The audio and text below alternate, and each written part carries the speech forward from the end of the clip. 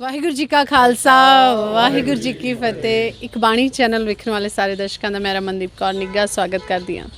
District Gurdwara ਪ੍ਰਬੰਧਕ committee ਦੀਆਂ ਚੋਣਾਂ ਤੇ ਚੋਣਾਂ ਦੇ ਵਿੱਚ ਖੜੇ ਉਮੀਦਵਾਰ ਲਗਾਤਾਰ ਡੋਰ ਟੂ ਡੋਰ ਕੰਪੇਨ ਕਰ ਰਹੇ ਨੇ, ਕਿਉਂਕਿ ਹਰ ਇੱਕ ਚਾਹੁੰਦਾ ਹੈ ਕਿ ਸੰਗਤ ਦੇ ਵੱਲੋਂ ਮੈਨੂੰ ਸੇਵਾ ਕਰਨ ਦਾ ਜਿਹੜਾ ਮੌਕਾ ਦਿੱਤਾ ਜਾਵੇ। ਔਰ ਇੱਕ ਬਾਣੀ ਚੈਨਲ ਦੀ ਕੋਸ਼ਿਸ਼ ਹੈ ਕਿ ਹਰ ਇੱਕ ਜਿਹੜੇ ਉਮੀਦਵਾਰ ਖੜੇ ਹੋਏ ਨੇ, ਹਰ ਇੱਕ ਕੈਂਡੀਡੇਟ ਤੱਕ ਪਹੁੰਚੀਏ, ਉਹਨਾਂ ਦੇ ਵਿਚਾਰ ਤੁਹਾਡੇ ਤੱਕ ਪਹੁੰਚਾਈਏ, ਕੀ ਉਹਨਾਂ ਦਾ ਮੈਨੀਫੈਸਟੋ ਰਹੇਗਾ, ਪਿਛਲੇ ਪ੍ਰਬੰਧਾਂ ਦੇ ਵਿੱਚ ਕੀ ਉਹਨਾਂ ਨੇ ਖਾਮੀਆਂ ਵੇਖੀਆਂ ਤੇ ਆਉਣ ਵਾਲੇ ਉਹਨਾਂ ਖਾਮੀਆਂ ਨੂੰ ਵੇਖਦੇ ਹੋਏ ਆਉਣ ਵਾਲੇ ਸਮੇਂ ਦੇ ਵਿੱਚ ਭਵਿੱਖ ਦੇ ਵਿੱਚ ਕੀ ਕੁਝ ਉਹ ਜਿਹੜੇ ਪ੍ਰਬੰਧਾਂ ਦੇ ਵਿੱਚ ਸੁਧਾਰ ਕਰਨ ਦੇ ਲਈ ਜੇਕਰ ਸੰਗਤ ਉਹਨਾਂ ਨੂੰ ਮੌਕਾ ਦੇਵੇਗੀ ਤਾਂ ਕੀ ਉਹਨਾਂ ਦੇ ਵੱਲੋਂ ਪਹਿਲ ਕਦਮੀ ਜਿਹੜੀ ਕੀਤੀ ਜਾਵੇਗੀ। ਇਸ ਸਮੇਂ ਅਸੀਂ ਖੜੇ ਹੋਏ ਹਾਂ ਹਲਕਾ ਦਰਸੋਪੁਰ ਦੇ ਵਿੱਚ, ਜਿੱਥੇ ਸਾਡੇ ਨਾਲ ਇੱਥੋਂ ਦੇ ਕੈਂਡੀਡੇਟ ਨੇ ਜਿਹੜੇ ਇਸ ਹਲਕੇ ਦੇ ਉੱਤੋਂ ਡਿਸਟ੍ਰਿਕਟ ਗੁਰਦੁਆਰਾ ਪ੍ਰਬੰਧਕ ਕਮੇਟੀ ਦੀ ਚੋਣ ਦੇ ਵਿੱਚ ਹਿੱਸਾ ਲੈ ਰਹੇ ਨੇ। ਸਰਦਾਰ ਧਰਮਿੰਦਰ ਸਿੰਘ ਜੀ, ਹਲਕਾ ਦਰਸੋਪੁਰ ਇਹਨਾਂ ਦਾ, ਸਰਦਾਰ ਧਰਮਿੰਦਰ ਸਿੰਘ ਜੀ ਇਸ ਸਮੇਂ ਸਾਡੇ ਨਾਲ ਗੱਲਬਾਤ ਕਰਨਗੇ। ਉਹਨਾਂ ਦੇ ਕੋਲੋਂ ਜਾਣਦੇ ਹਾਂ ਕਿ ਜੇਕਰ ਸੰਗਤ ਉਹਨਾਂ ਨੂੰ ਮੌਕਾ ਦਿੰਦੀ ਹੈ ਕਿ ਤੇ ਅੱਗੇ ਗੁਰਦੁਆਰਾ ਜਿਹੜੇ ਸੇਵਾਵਾਂ ਦੇ ਵਿੱਚ ਪ੍ਰਬੰਧ ਕਿੱਦਾਂ ਦੇ ਰਹਿਣਗੇ ਤੇ ਕੀ ਕੁਝ ਉਹ ਸੁਧਾਰ ਕਰਨ ਦੀ ਜਿਹੜੀ ਕੋਸ਼ਿਸ਼ ਕਰਨਗੇ। ਸਭ ਤੋਂ ਪਹਿਲਾਂ ਤਾਂ ਵੀਰ ਜੀ ਮੈਂ ਤੁਹਾਡਾ ਬਹੁਤ-ਬਹੁਤ ਸਵਾਗਤ ਕਰਦੀ ਇੱਕ ਬਾਣੀ ਚੈਨਲ ਦੇ ਉੱਤੇ ਜੀ। ਵਾਹਿਗੁਰੂ ਜੀ ਕਾ ਖਾਲਸਾ ਵਾਹਿਗੁਰੂ ਜੀ ਕੀ ਫਤਿਹ। ਮੈਂ ਜਾਣਦੀ ਹਾਂ ਤੁਹਾਡਾ ਸਾਰੇ ਹੀ ਸਾਥੀਆਂ ਦੇ ਤੁਹਾਡਾ ਸਮਾਂ ਬਹੁਤ ਜ਼ਿਆਦਾ ਕੀਮਤੀ ਹੈ, ਫਿਰ ਵੀ ਤੁਸੀਂ ਆਪਣੇ ਕੀਮਤੀ ਸਮੇਂ ਦੇ ਵਿੱਚੋਂ ਗੱਲਬਾਤ ਕਰਨ ਦੇ ਲਈ ਜਿਹੜਾ ਸਮਾਂ ਕੱਢਿਆ ਤੇ ਆਪਣੇ ਵਿਚਾਰ ਤੁਸੀਂ ਸੰਗਤ ਦੇ ਨਾਲ ਸਾਂਝਾ ਕਰੋ, ਕਿਉਂਕਿ ਹਰ ਇੱਕ ਤੱਕ ਤੁਹਾਡੇ ਵਿਚਾਰ ਪਹੁੰਚਣੇ ਜ਼ਰੂਰੀ ਨੇ, ਕਿਉਂਕਿ ਸੰਗਤ ਤੁਹਾਡੇ ਵਿਚਾਰਾਂ ਤੋਂ ਹੀ ਜਾਣੇਗੀ ਕਿ ਤੁਸੀਂ ਅੱਗੇ ਕੀ ਆਪਣਾ ਮੈਨੀਫੈਸਟੋ ਜਿਹੜਾ ਲੈ ਕੇ ਚੱਲ ਰਹੇ ਹੋ ਗੁਰਦੁਆਰਾ ਪ੍ਰਬੰਧਾਂ ਦੇ ਲਈ। ਵਾਹਿਗੁਰੂ ਜੀ ਕਾ ਖਾਲਸਾ ਵਾਹਿਗੁਰੂ ਜੀ ਕੀ ਫਤਿਹ। ਸਭ ਤੋਂ ਪਹਿਲਾਂ ਮੈਂ ਇੱਕ ਵਾਰ ਚੈਨਲ ਦਾ ਬਹੁਤ ਬਹੁਤ ਧੰਨਵਾਦ ਕਰਦਾ, ਜੋ ਕਿ ਜਨਤਾ ਦੇ ਵਿੱਚ ਆ ਕੇ ਗ੍ਰਾਸ ਰੂਟ ਤੋਂ ਜੋ ਸਾਡੀਆਂ ਸਮੱਸਿਆਵਾਂ ਨੇ ਗੌਰਮੈਂਟ ਤੱਕ ਵੀ ਪਹੁੰਚਾਉਂਦੀਆਂ ਨੇ ਅਤੇ ਜੋ ਕੈਂਡੀਡੇਟ ਖੜੇ ਨੇ ਉਹਨਾਂ ਦੇ ਜੋ ਵਿਚਾਰ ਨੇ ਉਹ ਸੰਗਤ ਤੱਕ ਪਹੁੰਚਾਉਂਦੇ ਨੇ। ਸੋ ਅੱਜ ਡਿਸਟ੍ਰਿਕਟ ਗੁਰਦੁਆਰਾ ਪ੍ਰਬੰਧਕ ਕਮੇਟੀ ਦੀ ਜੋ ਚੋਣ ਹੋ ਰਹੀ ਹੈ ਉਹਦੇ ਵਿੱਚ ਮੈਂ ਕੈਂਡੀਡੇਟ ਦਰਸੋਪੁਰ ਕਾਂਸਟੀਚੁਐਂਸੀ ਤੋਂ ਲੜ ਰਿਹਾ ਇਲੈਕਸ਼ਨ। ਸੋ ਸਾਡਾ ਮੈਨੀਫੈਸਟੋ ਇਹ ਹੈ ਕਿ ਸਾਡੀ ਜੋ ਡਿਊਟੀਜ਼ ਹਨ, ਕਿਉਂਕਿ ਗੁਰਦੁਆਰਾ ਪ੍ਰਬੰਧਕ ਕਮੇਟੀ ਦਾ ਮਤਲਬ ਹੈ ਕਿ ਗੁਰਦੁਆਰਿਆਂ ਦੇ ਪ੍ਰਬੰਧ ਨੂੰ ਸੁਧਾਰ ਲਿਆਉਣਾ, ਲੇਕਿਨ ਅਸੀਂ ਪਿਛਲੇ 7 ਸਾਲਾਂ ਵਿੱਚ ਵੇਖਿਆ ਹੈ ਕਿ ਉਸ ਸੁਧਾਰ ਨੂੰ ਨਹੀਂ ਲਿਆਇਆ ਗਿਆ, ਲੇਕਿਨ ਉਹਨਾਂ ਨੂੰ ਸੁਧਾਰ ਲਿਆਉਣ ਦੇ ਬਜਾਏ ਉਹਨਾਂ ਦਾ ਗ੍ਰਾਫ ਕੁਝ ਡਾਊਨ ਕੀਤਾ ਗਿਆ ਹੈ।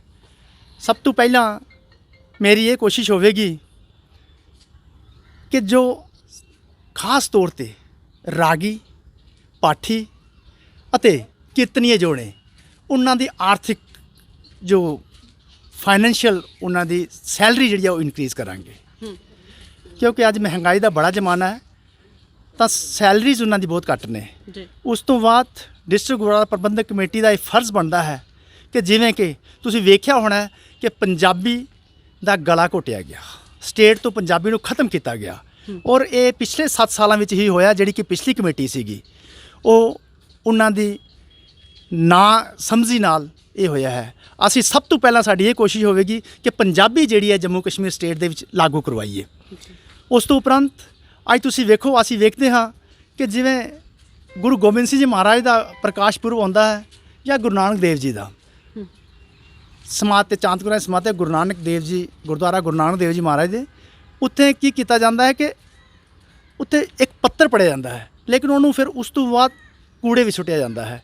ਅਸੀਂ ਜੋ ਗੱਲ ਕਵਾਂਗੇ, ਖਾਸ ਤੌਰ 'ਤੇ ਗੱਲ ਲਈ ਅਸੀਂ ਬਾਬਾ ਬੰਦਾ ਸਿੰਘ ਬਹਾਦਰ ਦੇ ਸਟੈਚੂ ਦਾ, ਉਹ ਹਰ ਸਾਲ ਮੰਗ ਪੱਤਰ ਅਸੀਂ ਰੱਖਦੇ ਹਾਂ, ਲੇਕਿਨ ਉਹਦੀ ਪੈਰਵਾਈ ਕੋਈ ਨਹੀਂ ਕਰਦਾ। ਸੋ ਸਾਡੀ ਸਭ ਤੋਂ ਪਹਿਲੀ ਮੰਗ ਇਹ ਹੋਏਗੀ ਕਿ ਬੰਦਾ ਸਿੰਘ ਬਹਾਦਰ ਦਾ ਜੋ ਸਟੈਚੂ ਹੈ ਉਹ ਕੁੰਜਵਾਣੀ ਚੌਕ ਵਿੱਚ ਲਗਾਇਆ ਜਾਵੇ। ਔਰ ਇੱਕ ਹੋਰ ਮੈਂ ਬੇਨਤੀ ਕਰ ਦੇਵਾਂ ਕਿ ਅੱਜ ਬੜੇ ਠੇਕੇਦਾਰ ਬਣੇ ਨੇ ਜੋ ਸਿੱਖ ਧਰਮ ਦੇ ਬੰਦਾ ਸਿੰਘ ਬਹਾਦਰ ਦੇ ਸਟੈਚੂ ਦੇ ਲਈ 20 ਲੱਖ ਰੁਪਏ ਦੀ ਜੋ FD ਹੈ ਉਹ ਇੱਕ ਪਾਰਟੀ ਦੇ ਕੋਲ ਹੈ, ਜਿਹੜੇ ਕਿ ਪਿੱਛੇ ਮੈਂਬਰ ਸੀਗੇ। ਮੈਂ ਉਹਨਾਂ ਨੂੰ ਕਹਿ ਦੇਣਾ ਚਾਹੁੰਦਾ ਕਿ ਪੈਸੇ ਆਪਣੇ ਕੋਲ ਨਾ ਰੱਖੇ ਜਾਣ, ਸੰਗਤ ਦੀ ਚੀਜ਼ ਹੈ, ਉਹ ਸੰਗਤਾਂ ਵਿੱਚ ਲਿਆ ਕੇ ਸਟੈਚੂ ਲਗਵਾਇਆ ਜਾਏ ਜਲਦੀ ਤੋਂ ਜਲਦੀ ਜੀ। ਉਸ ਤੋਂ ਉਪਰੰਤ ਸਾਡੀ ਇੱਕ ਸਭ ਤੋਂ ਵੱਡੀ ਜਿਹੜੀ ਡਿਮਾਂਡ ਹੈ ਉਹ ਹੈ ਕਿ ਅੱਜ ਕੱਲ੍ਹ ਨੌਜਵਾਨ ਸਾਡਾ ਜਿਹੜਾ ਉਹ ਨਸ਼ਿਆਂ ਵੱਲ ਜਾ ਰਿਹਾ ਹੈ ਜੀ। ਸਾਡੀ ਇਹ ਜ਼ਿੰਮੇਵਾਰੀ ਬਣਦੀ ਹੈ ਕਿ ਜਿਹੜੇ ਬੱਚੇ ਪਟੜੀ ਤੋਂ ਉਤਰ ਚੁੱਕੇ ਨੇ ਉਹਨਾਂ ਨੂੰ ਲਾਈਨ ਵਿੱਚ ਕਿੱਦਾਂ ਲਿਆਉਣਾ ਹੈ। ਨਸ਼ਿਆਂ ਤੋਂ ਰਹਿਤ ਹੋਣਾ ਚਾਹੀਦਾ ਹੈ। ਨੌਜਵਾਨਾਂ ਦੀ ਜਵਾਨੀ ਖਤਮ ਹੋ ਰਹੀ ਹੈ ਜੀ। ਸੋ ਸਾਡਾ ਸਭ ਤੋਂ ਪਹਿਲਾ ਫਰਜ਼ ਇਹ ਹੈ ਕਿ ਨੌਜਵਾਨਾਂ ਨੂੰ ਨਸ਼ਿਆਂ ਤੋਂ ਮੁਕਤ ਕਰੀਏ ਤੇ ਜਿਹੜੀ ਸਮਾਜ ਵਿੱਚ ਇਹ ਕੁਰੀਤੀਆਂ ਨੇ ਉਹਨਾਂ ਨੂੰ ਦੂਰ ਕੀਤਾ ਜਾਵੇ। ਉਸ ਤੋਂ ਉਪਰੰਤ ਖਾਸ ਤੌਰ ਤੇ ਅਸੀਂ ਇੱਕ ਗੱਲ ਉੱਪਰ ਖਾਸ ਉਚੇਚੇ ਤੌਰ ਤੇ ਜ਼ੋਰ ਦੇਵਾਂਗੇ ਕਿ ਜਿਵੇਂ ਕਿ ਸਾਡੀ ਬਰਾਦਰੀ ਭਾਈਚਾਰੇ ਦੇ ਵਿੱਚ ज़्यादा ट्रांसपोर्टरी लाइन है और ट्रांसपोर्टरी लाइन जो है वो बिल्कुल ख़त्म हो चुकी है और ਸਾਡੇ ਸਮਾਜ ਦੇ ਵਿੱਚ ਕੋਈ ਵੀ ਐਸਾ ਬੰਦਾ ਤੁਹਾਨੂੰ ਨਹੀਂ ਮਿਲੇਗਾ ਭੁੱਖਾ ਰਹਿ ਜਾਵੇਗਾ ਲੇਕਿਨ ਉਹ ਸ਼ੋਅ ਨਹੀਂ ਕਰੇਗਾ ਮੈਂ ਗਰੀਬ ਹਾਂ ਜਾਂ ਮੈਂ ਕਿਸੇ ਕੋਲੋਂ ਮੰਗਾ। ਉਹ ਜਿਹੜੇ ਪਰਿਵਾਰ ਨੇ ਉਹ ਜਿਹੜੇ ਬੱਚੇ ਨੇ ਉਹਨਾਂ ਦੀ ਪੜ੍ਹਾਈ ਦੇ ਲਈ ਡਿਸਟ੍ਰਿਕਟ ਗੁਰਦੁਆਰਾ ਪ੍ਰਬੰਧਕ ਕਮੇਟੀ ਨੂੰ ਅਗਰ ਆਪਣੇ ਫੰਡ ਦੇ ਵਿੱਚੋਂ ਵੀ ਫੀ ਦੇਣੀ ਪੈ ਗਈ ਉਹਨਾਂ ਨੂੰ ਅੱਛੇ ਤੋਂ ਅੱਛੇ ਸਕੂਲ ਦੇ ਵਿੱਚ ਅਸੀਂ ਕੋਸ਼ਿਸ਼ ਕਰਾਂਗੇ ਕਿ ਉਹਨਾਂ ਦੀ ਪੜ੍ਹਾਈ ਕਰਵਾਈ ਜਾਏ। ਔਰ ਰੱਬ ਨਾ ਕਰੇ ਕਿਸੇ ਨਾਲ ਕਈ ਵਾਰ ਐਸਾ ਹੁੰਦਾ ਹੈ ਕਿ ਐਕਸੀਡੈਂਟ ਹੋ ਜਾਂਦੇ ਨੇ। ਜਿਹੜਾ ਕੋਈ ਗੌਰਮੈਂਟ ਮੁਲਾਜ਼ਮ ਹੈ ਉਹਦੀ ਤਾਂ ਚਲੋ ਬਾਂਹ ਫੜ ਲੈਂਦੀ ਹੈ ਗੌਰਮੈਂਟ, ਬਟ ਜਿਹੜੇ ਪ੍ਰਾਈਵੇਟ ਨੇ ਉਹਨਾਂ ਦਾ ਬਹੁਤ ਮਾੜਾ ਹਾਲ ਹੁੰਦਾ ਹੈ। ਸੋ ਉਹਨਾਂ ਲਈ ਜੋ ਹੈ ਇੱਕ ਪਾਲਿਸੀ ਤਿਆਰ ਕੀਤੀ ਜਾਵੇ ਕਿ ਉਹਨਾਂ ਨੂੰ ਡਿਸਟ੍ਰਿਕਟ ਗੁਰਦੁਆਰਾ ਪ੍ਰਬੰਧਕ ਕਮੇਟੀ ਜਿਹੜੀ ਹੈ ਉਹ ਮਾਲੀ ਸਹਾਇਤਾ ਕਰੇ। ਜੀ, ਜਿਸ ਤਰ੍ਹਾਂ ਦੇ ਨਾਲ ਵੀਰ ਜੀ ਹੁਣਾਂ ਨੇ ਦੱਸਿਆ ਕਿ ਉਹਨਾਂ ਦੇ ਇਹੀ ਕਹਿਣਾ ਕਿ ਗ੍ਰਾਸ ਰੂਟ ਦੇ ਉੱਤੇ ਜਾ ਕੇ ਹਰ ਇੱਕ ਪੱਖ ਦੇ ਉੱਤੋਂ ਸਾਡੇ ਜਿੱਤੇ ਵੀ ਸਿੱਖ ਕੌਮ ਨੂੰ ਕਿਸੇ ਵੀ ਤਰ੍ਹਾਂ ਦੀ ਜ਼ਰੂਰਤ ਪੈਂਦੀ ਆ ਉਹਨਾਂ ਦੇ ਵਿੱਚੋਂ ਮਦਦ ਜਿਹੜੀ ਅਸੀਂ ਉਹਨਾਂ ਨੂੰ ਗੁਪਤ ਰੂਪ ਦੇ ਵਿੱਚ, ਕਿਉਂਕਿ ਕਈ ਵਾਰੀ ਕੋਈ ਬੋਲ ਕੇ ਵੀ ਨਹੀਂ ਦੱਸਦਾ ਕਿਉਂਕਿ ਇਹ ਸਾਡੀ ਸੁਸਾਇਟੀ ਹੈ ਔਰ ਨਾਲੇ ਹਮੇਸ਼ਾ ਇਹ ਸਿੱਖ ਕੌਮ ਦੀ ਖਾਸੀਅਤ ਹੁੰਦੀ ਹੈ ਕਿ ਹਮੇਸ਼ਾ ਉਹਨਾਂ ਨੂੰ ਇਹੀ ਹੁੰਦਾ ਕਿ ਭਾਵੇਂ ਸਾਡੇ ਕੋਲ ਥੋੜਾ ਲੇਕਿਨ ਅਸੀਂ ਕਿਸੇ ਨੂੰ ਰਜਾ ਦਈਏ ਆਪ ਭਲਾ ਉਹ ਮਾੜਾ ਹੀ ਟਾਈਮ ਕਿਉਂ ਨਾ ਕੱਟ ਰਹੇ ਹੋਣ। ਤਾਂ ਵੀਰ ਜੀ ਤੁਸੀਂ ਇੱਕ ਵਾਰੀ ਆਪਣਾ ਚੋਣ ਨਿਸ਼ਾਨ ਤੇ ਆਪਦਾ ਹਲਕਾ ਵੀ ਸੰਗਤਾਂ ਦੇ ਨਾਲ ਸਾਂਝਾ ਕਰ ਦਿਓ। ਤੁਹਾਡੀ ਆਪਣੀ ਮੇਰਾ ਚੋਣ ਨਿਸ਼ਾਨ ਜੋ ਹੈ ਉਹ ਸਿਲਾਈ ਮਸ਼ੀਨ ਹੈ।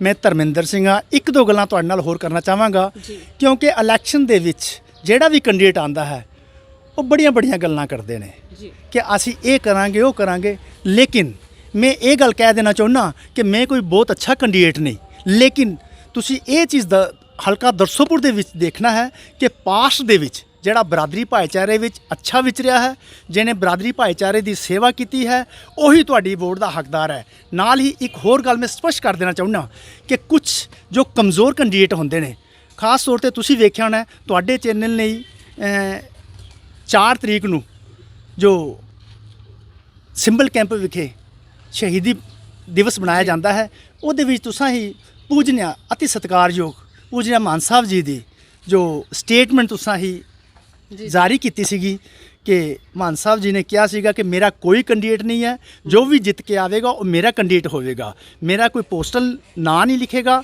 ਮੇਰੀ ਕੋਈ ਫੋਟੋ ਨਹੀਂ ਲਗਾਏਗਾ ਔਰ ਮੇਰਾ ਨਾਂ ਨਹੀਂ ਵਰਤਿਆ ਜਾਏਗਾ। ਲੇਕਿਨ ਬੜੇ ਅਫਸੋਸ ਨਾਲ ਕਿਹਾ ਜਾਂਦਾ ਹੈ ਕਿ ਖਾਸ ਤੌਰ ਤੇ ਸਾਡੀ ਕਾਂਸਟੀਚੁਐਂਸੀ ਦੇ ਵਿੱਚ ਜੋ ਕਮਜ਼ੋਰ ਕੈਂਡੀਡੇਟ ਹੁੰਦੇ ਨੇ ਉਹ ਮਹਾਂਪੁਰਸ਼ਾਂ ਦਾ ਝੂਠਾ ਨਾਂ ਵਰਤ ਕੇ ਉਹ ਵੋਟਰਾਂ ਨੂੰ ਗੁੰਮਰਾਹ ਕਰਦੇ ਨੇ। ਹੁਣ ਮੈਂ ਇੱਕ ਗੱਲ ਜ਼ਰੂਰ ਕਹਾਂਗਾ ਕਿ ਵੋਟਾਂ ਆਉਂਦੀਆਂ ਜਾਂਦੀਆਂ ਰਹਿਣਗੀਆਂ, ਲੇਕਿਨ ਮਹਾਂਪੁਰਸ਼ਾਂ ਦੀ ਜੋ ਮੁੱਖੋਂ ਵਾਕ ਨਿਕਲੇ ਨੇ ਉਹਨੂੰ ਤੁਸੀਂ ਇਸ ਪ੍ਰਚਾਰ ਵਿੱਚ ਝੂਠੇ ਨਾ ਸਾਬਤ ਕਰੋ। ਮੇਰੀ ਇਹੀਓ ਬੇਨਤੀ ਹੈ ਕਿ ਜੋ ਪ੍ਰਚਾਰ ਹੋ ਰਿਹਾ ਹੈ, ਖਾਸ ਤੌਰ ਤੇ ਮਹਾਂਪੁਰਸ਼ਾਂ ਨੇ ਜੋ ਕਹਿ ਦਿੱਤਾ ਹੈ ਕਿ ਮੇਰਾ ਕੋਈ ਕੈਂਡੀਡੇਟ ਨਹੀਂ, ਉਸ ਤੋਂ ਬਾਅਦ ਇੱਕ ਹਫ਼ਤੇ ਦੇ ਬਾਅਦ ਸਾਡੇ ਵੀਰ ਕੋਲੋਂ ਸਟੇਟਮੈਂਟ ਵੀ ਦਵਾਈ ਸੀਗੀ ਪੂਜਨੀਆ ਮਾਨ ਸਾਹਿਬ ਜੀ ਨੇ ਕਿ ਕਿਉਂਕਿ ਮੈਂ ਵੇਖ ਰਿਹਾ ਕਿ ਕੁਝ ਲੋਕ ਮੇਰਾ ਨਾਮ ਇਸਤੇਮਾਲ ਕਰ ਰਹੇ ਨੇ, ਸੋ ਉਹਨਾਂ ਨੇ ਵਿਗਿਆਨਾ ਆਸ਼ਰਮ ਵਿਖੇ ਮਾਨ ਸਾਹਿਬ ਜੀ ਕੋਲੋਂ ਪਰਮਿਸ਼ਨ ਲੈ ਕੇ ਇੱਕ ਸਟੇਟਮੈਂਟ ਦਿੱਤੀ ਸੀ ਅਜਮੀਤ ਸਿੰਘ ਜੀ ਨੇ ਕਿ ਮਹਾਂਪੁਰਸ਼ਾਂ ਨੇ ਕਿਹਾ ਕਿ ਮੇਰਾ ਕੋਈ ਨਾਂ ਨਹੀਂ ਵਰਤੇਗਾ, ਮੇਰਾ ਕੋਈ ਕੈਂਡੀਡੇਟ ਨਹੀਂ ਹੈ ਡੇਰੇ ਦਾ, ਜੋ ਵੀ ਕੈਂਡੀਡੇਟ ਜਿੱਤ ਕੇ ਆਵੇਗਾ ਉਹ ਸਾਰੇ ਮੇਰੇ ਹੀ ਹੋਣਗੇ। ਸੋ ਮੇਰੀ ਵੋਟਰਾਂ ਪ੍ਰਤੀ ਇੱਕ ਬੇਨਤੀ ਹੈ ਕਿ ਇਹ ਜੋ ਗੁੰਮਰਾਹ ਕਰ ਰਹੇ ਨੇ ਉਹਦੇ ਝਾਂਸੇ ਵਿੱਚ ਨਾ ਆਵੋ ਔਰ ਵੋਟ ਉਸੇ ਨੂੰ ਦੇਵੋ ਜੋ ਤੁਹਾਡਾ ਵੋਟ ਦਾ ਅਧਿਕਾਰੀ ਹੈ, ਜਿਹਨੇ ਬਰਾਦਰੀ ਭਾਈਚਾਰੇ 'ਚ ਕੋਈ ਸੇਵਾ ਕੀਤੀ ਹੈ, ਸੇਵਾ ਕਰਨ ਦੇ ਯੋਗ ਹੈ, ਉਸੇ ਨੂੰ ਹੀ ਵੋਟ ਦਿਓ। ਬਹੁਤ ਧੰਨਵਾਦ ਜੀ, ਬਹੁਤ ਧੰਨਵਾਦ ਵੀਰ ਜੀ ਤੁਹਾਡੇ ਵਿਚਾਰ ਸਾਂਝੇ ਕਰਨ ਦੇ ਲਈ। ਕਿ ਜਿਸ ਤਰ੍ਹਾਂ ਵੀਰ ਜੀ ਉਹਨਾਂ ਨੇ ਕਿਹਾ ਕਿ ਆਪਾਂ ਵੀ ਇੱਕ ਵੀਡੀਓ ਦੇਖੀ ਸੀ ਜਿਹੜੀ ਇੱਕ ਸੋਸ਼ਲ ਮੀਡੀਆ ਦੇ ਉੱਤੇ ਜਾਰੀ ਕੀਤੀ ਗਈ ਸੀਗੀ, ਉਹਦੇ ਵਿੱਚ ਕਿਹਾ ਗਿਆ ਸੀਗਾ ਕਿ ਮਾਨਯੋਗ ਮਹੰਤ ਮਨਜੀਤ ਸਿੰਘ ਜੀ ਉਹਨਾਂ ਦੇ ਵੱਲੋਂ ਕਿ ਉਹ ਕਿਸੇ ਵੀ ਕੈਂਡੀਡੇਟ ਨੂੰ ਪਰਸਨਲੀ ਤੌਰ ਦੇ ਉੱਤੇ ਸਪੋਰਟ ਨਹੀਂ ਕਰ ਰਹੇ, ਸਾਰੇ ਹੀ ਭਾਵੇਂ ਇੱਕ ਹਲਕੇ ਦੇ ਵਿੱਚ ਕੋਈ 5 ਕੈਂਡੀਡੇਟ ਖੜੇ ਨੇ, ਕਿਤੇ ਕਿਤੇ 9 ਕੈਂਡੀਡੇਟ ਵੀ ਖੜੇ ਹੋਏ ਨੇ ਆਮੋ ਸਾਹਮਣੇ। ਉਹਨਾਂ ਨੇ ਕਿਹਾ ਕਿ ਸਾਰੇ ਹੀ ਡਿਗਿਆਨਾ ਆਸ਼ਰਮ ਗੁਰਦੁਆਰਾ ਸਾਹਿਬ ਦੇ ਪ੍ਰਤੀ ਆਪਣੀ ਸ਼ਰਧਾ ਰੱਖਦੇ ਨੇ। ਸੰਗਤ ਦੇ ਰੂਪ ਵਿੱਚ ਕੋਈ ਵੀ ਮੰਚ ਸਾਹਿਬ ਕੋਲ ਜਾਂਦਾ ਹੈ, ਉਹਨਾਂ ਦੇ ਲਈ ਹਰ ਇੱਕ ਸੰਗਤ ਦੇ ਵਿੱਚ ਹਰੇਕ ਦੇ ਲਈ ਅਰਦਾਸ ਕਰਦੇ ਨੇ। ਤੁਸੀਂ ਜਾਓ, ਮੈਂ ਜਾਵਾਂ, ਹਰੇਕ ਦੇ ਲਈ ਅਰਦਾਸ ਹੁੰਦੀ ਹੈ। ਲੇਕਿਨ ਤੁਸੀਂ ਅਰਦਾਸ ਕਰਕੇ ਕਰਾ ਕੇ ਤੇ ਬਾਹਰ ਆ ਕੇ ਇਹ ਗੱਲ ਆਖੋ ਕਿ ਮੰਚ ਸਾਹਿਬ ਨੇ ਮੈਨੂੰ ਸਪੋਰਟ ਕਰਨ ਦੇ ਲਈ ਕਿਹਾ। ਇਸ ਗੱਲ ਦੇ ਹੱਕ ਵਿੱਚ ਤਾਂ ਆਪਾਂ ਵੀ ਇਹੀ ਗੱਲ ਕਵਾਂਗੇ ਕਿ ਤੁਸੀਂ ਆਪਣੇ ਪੋਸਟਰਾਂ ਦੇ ਉੱਤੇ, ਆਪਣੇ ਬੈਨਰਾਂ ਦੇ ਉੱਤੇ, ਕਿਉਂਕਿ ਬਾਣੀ ਚੈਨਲ ਦੇ ਰਾਹੀਂ ਆਪਾਂ ਇੱਕ ਵੀਡੀਓ, ਜਿੱਦਾਂ ਵੀਰ ਧਰਮਿੰਦਰ ਸਿੰਘ ਜੀ ਉਹਨਾਂ ਨੇ ਕਿਹਾ ਕਿ ਇੱਕ ਵੀਡੀਓ ਜਾਰੀ ਕੀਤੀ ਸੀ, ਜਿਸ ਦੇ ਵਿੱਚ ਉਹਨਾਂ ਨੇ ਕਿਹਾ ਕਿ ਪਹਿਲੀ ਗੱਲ ਤੇ ਤੁਹਾਨੂੰ ਆਪਸ ਦੇ ਵਿੱਚ ਬੈਠ ਕੇ ਜਿਹੜੀ ਰਾਬਤਾ ਕਰਕੇ ਗੱਲ ਜਿਹੜੀ ਕਰ ਲੈਣੀ ਚਾਹੀਦੀ ਹੈ, ਕਿਉਂਕਿ ਕਸ਼ਮੀਰ ਦੇ ਵਿੱਚ ਆਪਾਂ ਵੇਖਿਆ ਕਿ ਸਿਲੈਕਸ਼ਨ ਨਿਕਲ ਕੇ ਸਾਹਮਣੇ ਆਈ ਹੈ ਬਹੁਤ ਸਾਰੇ ਕੈਂਡੀਡੇਟਸ ਦੀ। ਲੇਕਿਨ ਚਲੋ, ਜੇਕਰ ਹੁਣ ਇਲੈਕਸ਼ਨ ਹੋ ਹੀ ਗਿਆ, ਕਿ ਜੰਗ ਦਾ ਮੈਦਾਨ ਹੋ ਹੀ ਗਿਆ, ਤੇ ਆਮੋ ਸਾਹਮਣੇ ਜੇਕਰ ਆਏ ਗਏ ਹੋ ਤਾਂ ਫਿਰ ਤਰੀਕੇ ਦੇ ਨਾਲ ਔਰ ਇੱਕ ਬਹੁਤ ਸਾਫ਼ ਸੁਥਰੀ ਸ਼ਖਸੀਅਤ ਲੈ ਕੇ ਚੱਲੋ, ਨਾ ਕਿ ਅਜਿਹਾ ਇੱਕ ਦੂਸਰੇ ਦੇ ਉੱਤੇ ਬਿਲਕੁਲ ਲਾਂਛਨ ਨਾ ਲਾਵੋ ਕਿ ਬਾਅਦ ਵਿੱਚ ਤੁਸੀਂ ਇੱਕ ਦੂਸਰੇ ਦੇ ਆਮੋ ਸਾਹਮਣੇ ਆਉਣੇ ਔਖੇ ਹੋ ਜਾਓ, ਕਿਉਂਕਿ ਰਹਿਣਾ ਤਾਂ ਇੱਕੋ ਹੀ ਤੁਸੀਂ ਹਲਕੇ ਦੇ ਵਿੱਚ, ਔਰ 100 ਵਾਰੀ ਇੱਕ ਦੂਜੇ ਦੇ ਮੂੰਹ ਮੱਥੇ ਵੀ ਲੱਗਣਾ। ਇਸ ਕਰਕੇ ਆਪਾਂ ਵੀ ਅਪੀਲ ਕਰਾਂਗੇ ਕਿ ਬਹੁਤ ਹੀ ਸੁਲਝੇ ਤਰੀਕੇ ਦੇ ਨਾਲ ਇਸ ਇਲੈਕਸ਼ਨ ਦੇ ਵਿੱਚ ਹਿੱਸਾ ਲਿਓ, ਕਿਉਂਕਿ ਆਸੇ-ਪਾਸੇ ਇੱਕ ਕੰਧ ਦੇ ਉੱਤੇ 4-4 ਪੋਸਟਰ 4-4 ਕੈਂਡੀਡੇਟਸ ਤੇ ਲੱਗੇ ਹੋਏ ਨੇ, ਤੇ ਦੂਸਰੀ ਕਮਿਊਨਿਟੀਜ਼ ਵੀ ਖੜੇ ਹੋ ਕੇ ਦੇਖ ਰਹੀਆਂ ਨੇ ਕਿ ਕਾਹਦੀ ਇਲੈਕਸ਼ਨ ਹੈ। ਸਾਨੂੰ ਤਾਂ ਪਤਾ ਹੀ ਨਹੀਂ ਲੱਗ ਰਿਹਾ ਕਿ ਇਲੈਕਸ਼ਨ ਕਾਹਦੀ ਹੈ, ਲੇਕਿਨ ਉਹਨਾਂ ਨੂੰ ਇਹ ਨਹੀਂ ਪਤਾ ਕਿ ਸਾਡੀ ਆਪਸ ਦੇ ਵਿੱਚ ਹੀ ਕਿਤੇ ਨਾ ਕਿਤੇ ਪਾਟੋ ਧੜ ਹੋ ਰਹੀ ਹੈ ਤੇ ਤਮਾਸ਼ਾ ਵੇਖਿਆ ਜਾ ਰਿਹਾ। ਤੇ ਜਿੱਦਾਂ ਵੀਰ ਜੀ ਉਹਨਾਂ ਨੇ ਆਪਣੇ ਵਿਚਾਰ ਸਾਂਝੇ ਕੀਤੇ ਨੇ, ਮੈਂ ਦੱਸ ਦਿਆਂ ਇਹਨਾਂ ਦਾ ਚੋਣ ਨਿਸ਼ਾਨ ਹੈ, ਤੁਸੀਂ ਸਾਹਮਣੇ ਵੇਖ ਸਕਦੇ ਹੋ। ਇਹਨਾਂ ਦਾ ਚੋਣ ਨਿਸ਼ਾਨ ਹੈ। ਵੀਰ ਜੀ ਇੱਕ ਵਾਰੀ ਆਪਣੇ ਚੋਣ ਨਿਸ਼ਾਨ ਦੇ ਨਾਲ ਇੱਕ ਵਾਰੀ ਅਪੀਲ ਜ਼ਰੂਰ ਕਰ ਦਿਓ। ਮੈਂ ਧਰਮਿੰਦਰ ਸਿੰਘ, ਮੇਰਾ ਚੋਣ ਨਿਸ਼ਾਨ ਜੋ ਸਿਲਾਈ ਮਸ਼ੀਨ ਹੈ, ਔਰ ख़ास ਤੌਰ ਤੇ ਅਸੀਂ ਸਿਲਾਈ ਮਸ਼ੀਨ ਕਿਉਂ ਚੁਣਿਆ ਹੈ, ਇਹਦੀ ਵੀ ਇੱਕ ਪਿੱਛੇ ਇਹਦੇ ਵੀ ਦਾਸਤਾਨ ਹੈ। ਕਿਉਂਕਿ ਸਿਲਾਈ ਮਸ਼ੀਨ ਇੱਕ ਐਸੀ ਚੀਜ਼ ਹੈ, ਉਹ ਟੁੱਟਿਆਂ ਨੂੰ ਜੋੜਦੀ ਹੈ। ਕਦੇ ਵੀ ਸਿਲਾਈ ਮਸ਼ੀਨ ਨੇ ਤੋੜਿਆ ਨਹੀਂ, ਜੋੜਿਆ ਹੈ। ਸੋ ਇਹ ਉਸ ਦੇ ਪਿੱਛੇ ਭਾਵਨਾ ਸੀਗੀ। ਉਸ ਤੋਂ ਉਪਰੰਤ ਮੈਂ ਆਪਣੇ ਹਲਕੇ ਦੇ ਵੋਟਰਾਂ ਨੂੰ ਇਹ ਬੜੀ ਨਿਮਰਤਾ ਸਹਿਤ ਬੇਨਤੀ ਕਰਦਾ ਹਾਂ ਕਿ ਇੱਕ ਵਾਰ ਤੁਸੀਂ ਮੌਕਾ ਦੇ ਕੇ ਵੇਖੋ। ਜੇ ਤੁਹਾਡੇ ਦਿੱਤੇ ਹੋਏ ਵੋਟ ਦੀ ਕਦਰ ਨਹੀਂ ਪਈ ਤਾਂ ਫਿਰ ਤੁਹਾਡੇ ਦੇਣਦਾਰ ਹੋਵਾਂਗੇ। ਸੋ ਇੱਕ ਵਾਰ ਮੌਕਾ ਦੇ ਕੇ ਸਾਨੂੰ ਕਾਮਯਾਬ ਬਣਾ ਕੇ ਡਿਸਟ੍ਰਿਕਟ ਕਮੇਟੀ ਦੇ ਵਿੱਚ ਭੇਜ ਕੇ ਧੰਨਵਾਦੀ ਬਣਾਓ। ਜੀ ਬਹੁਤ ਬਹੁਤ ਧੰਨਵਾਦ ਵੀਰ ਜੀ। ਤੇ ਵੀਰ ਜੀ ਨੇ ਆਪਣਾ ਚੋਣ ਨਿਸ਼ਾਨ ਵੀ ਸਾਂਝਾ ਕਰ ਦਿੱਤਾ ਤੇ ਸੰਗਤ ਨੂੰ ਅਪੀਲ ਵੀ ਕੀਤੀ ਹੈ ਕਿ ਮੈਨੂੰ ਮੌਕਾ ਦਿਓ, ਕਿਉਂਕਿ ਸਾਡੇ ਵੱਲੋਂ ਕਦੀ ਵੀ ਕਿਸੇ ਦਾ ਚੋਣ ਨਿਸ਼ਾਨ ਹੈ ਜਿਹੜਾ ਸਾਂਝਾ ਨਹੀਂ ਕੀਤਾ ਜਾਵੇਗਾ, ਕਿਉਂਕਿ ਅਸੀਂ ਇੱਕ ਬਾਣੀ ਚੈਨਲ ਹਰ ਇੱਕ ਦਾ ਨਿਰਪੱਖ ਚੈਨਲ ਹੈ, ਕਿਸੇ ਦਾ ਸਾਡਾ ਕੋਈ ਧੜਾ ਨਹੀਂ ਹੈ। ਤੁਸੀਂ ਆਪਣੇ ਵਿਚਾਰ ਆ ਜਿਹੜੇ ਖੁੱਲ੍ਹੇ ਰੂਪ ਦੇ ਵਿੱਚ ਆ ਕੇ ਇੱਥੇ ਸਾਂਝੇ ਕਰੋ।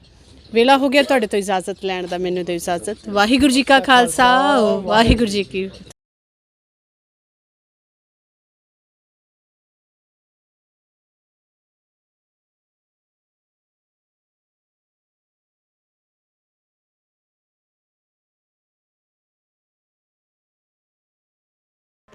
रंग